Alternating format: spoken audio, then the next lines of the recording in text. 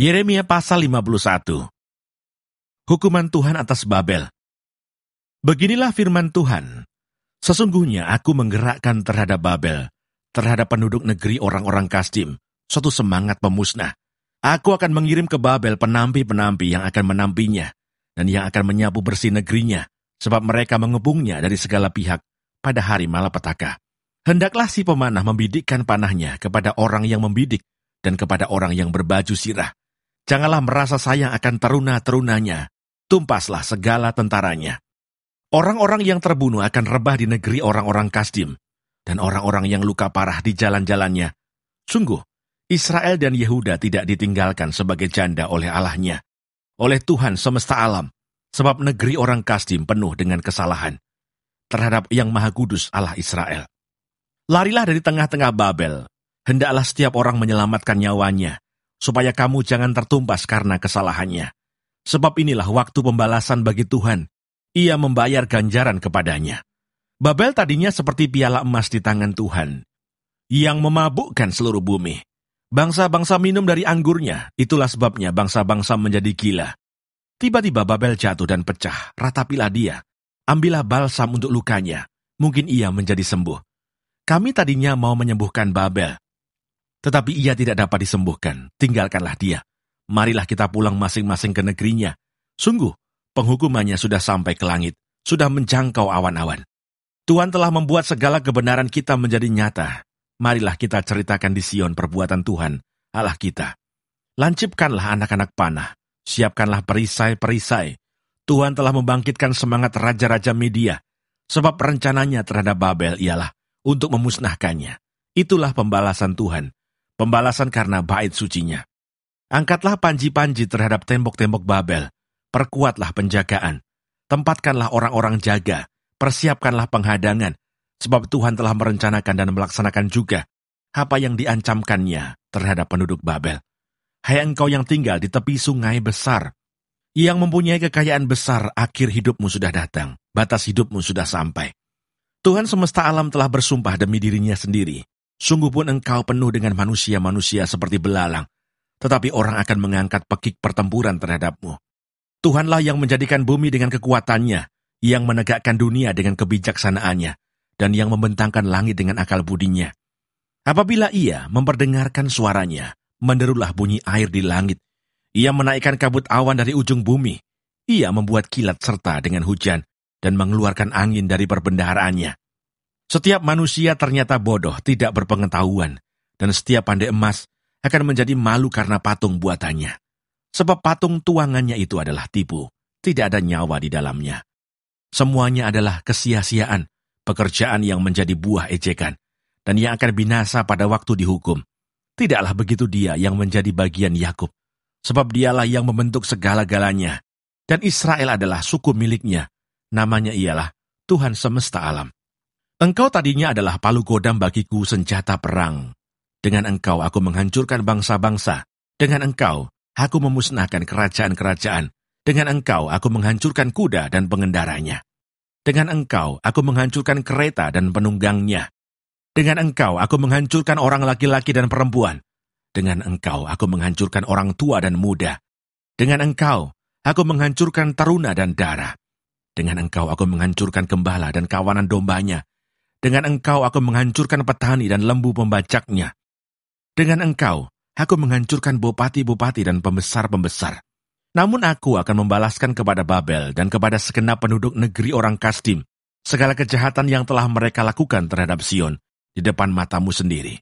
Demikianlah firman Tuhan. Sesungguhnya aku menjadi lawanmu, hai gunung pemusnah. Demikianlah firman Tuhan, yang memusnahkan seluruh bumi. Aku akan mengacungkan tanganku kepadamu, menggulingkan engkau dari bukit batu, dan membuat engkau menjadi gunung api yang telah padam.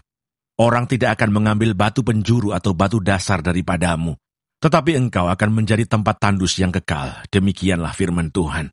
Angkatlah panji-panji di bumi, tiuplah sangkakala di antara bangsa-bangsa. Persiapkanlah bangsa-bangsa berperang melawan Babel. Kerahkanlah kerajaan-kerajaan melawannya, Ararat, Mini, dan Askenas. Angkatlah seorang panglima melawannya. Tampilkanlah kuda seperti kawanan belalang. Persiapkanlah bangsa-bangsa berperang melawannya. raja-raja Media, beserta bupati-bupati dan pembesar-pembesarnya, dan setiap negeri yang di bawah kuasanya. Bumi berguncang dan bergetar sebab perancangan Tuhan terhadap Babel sedang terlaksana, yakni untuk membuat negeri Babel menjadi tempat tandus yang tidak berpenduduk. Pahlawan-pahlawan Babel telah berhenti berperang. Mereka tinggal duduk di kubu-kubu pertahanan. Kegagah beranian mereka sudah lenyap. Mereka sudah menjadi seperti perempuan. Tempat-tempat tinggalnya sudah terbakar. Palang-palang pintunya sudah patah. Pesuruh-pesuruh cepat berlari susul menyusul. Pembawa-pembawa kabar susul menyusul untuk mengabarkan kepada Raja Babel bahwa kotanya telah direbut dari segala penjuru. Tempat-tempat penyeberangan telah diduduki. Benteng-benteng pertahanan telah dihanguskan dengan api. Prajurit-prajurit telah menjadi gempar. Sebab beginilah firman Tuhan semesta alam, Allah Israel. Putri Babel adalah seperti tempat mengirikan pada waktu orang menginjak-injaknya. Sedikit waktu lagi akan datang waktu panen baginya. Aku dimakan habis, dihamburkan oleh Nebukadnezar Raja Babel, diletakkan seperti mangkuk yang kosong. Ia menelan aku seperti ular naga. Ia memenuhi perutnya dengan pangananku. Yang enak-enak, ia membuangkan aku. Biarlah penggagahan dan penghancuran atasku tertimpa kepada Babel. Begitulah hendaknya berkata penduduk Sion. Biarlah darahku tertimpa kepada penduduk negeri orang Kasdim. Begitulah hendaknya berkata Yerusalem. Sebab itu beginilah firman Tuhan, sesungguhnya aku akan memperjuangkan perkaramu dan akan melakukan pembalasan untukmu. Aku akan mengeringkan lautnya dan akan menggersangkan sumber airnya. Babel akan menjadi timbunan puing, tempat persembunyian serigala-serigala, tempat kengerian dan suitan tanpa penduduk. Bersama-sama mereka mengaum seperti singa-singa muda, menggeram seperti anak-anak singa. Jika mereka merasa panas, aku akan menyediakan perjamuan bagi mereka.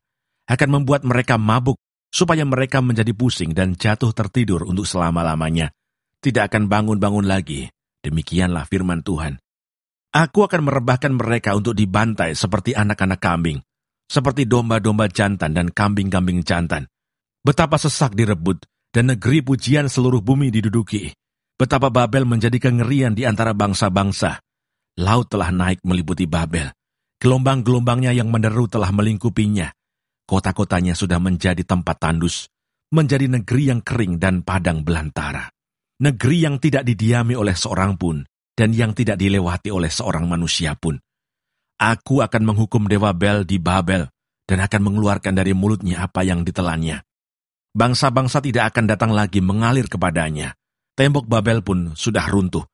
Keluarlah dari tengah-tengahnya, hai umatku. Hendaklah setiap orang menyelamatkan nyawanya dari murka Tuhan yang menyala-nyala itu. Biarlah hatimu jangan kecut dan takut karena kabar yang terdengar di negeri. Apabila tahun ini datang kabar ini, dan tahun kemudian kabar itu. Apabila kekerasan merajalela di negeri dan penguasa lalim melawan penguasa lalim. Sebab itu sesungguhnya waktunya akan datang bahwa aku akan menghukum patung-patung Babel. Seluruh negerinya akan menjadi malu, dan semua orangnya yang terbunuh akan rebah di tengah-tengahnya. Maka langit dan bumi serta segala apa yang ada di dalamnya akan bersorak-sorai tentang Babel. Apabila dari utara datang kepadanya para perusak itu, demikianlah firman Tuhan. Babel akan jatuh oleh karena orang-orang yang mati terbunuh di antara Israel, sama seperti jatuhnya orang-orang yang mati terbunuh di seluruh bumi oleh karena Babel. Kamu orang-orang yang terlupu dari pedang, pergilah, janganlah berhenti. Ingatlah dari jauh kepada Tuhan, dan biarlah Yerusalem timbul lagi dalam hatimu. Kami malu, sebab kami telah mendengar tentang aib. Noda meliputi muka kami, sebab orang-orang asing telah memasuki tempat-tempat kudus di rumah Tuhan. Sebab itu sesungguhnya waktunya akan datang, demikianlah firman Tuhan, bahwa aku akan menghukum patung-patungnya, dan di seluruh negerinya akan mengerang orang-orang yang luka tertikam. Sekalipun Babel naik ke langit, dan sekalipun dibuatnya kubu tak terhampiri di tempat tingginya, atas perintahku akan datang para perusak kepadanya. Demikianlah firman Tuhan. Dengar, ratap dari Babel dan kehancuran besar dari negeri orang Kasdim. Sebab Tuhan merusakkan Babel dan menghentikan suaranya yang besar. Biarpun gelombang-gelombangnya menderu seperti air besar dan suaranya bertambah ribut, namun atas Babel akan datang perusak, para pahlawannya akan tertangkap, dan busur-busurnya akan hancur, sebab Tuhan adalah Allah pembalas. tentulah ia akan mengadakan pembalasan.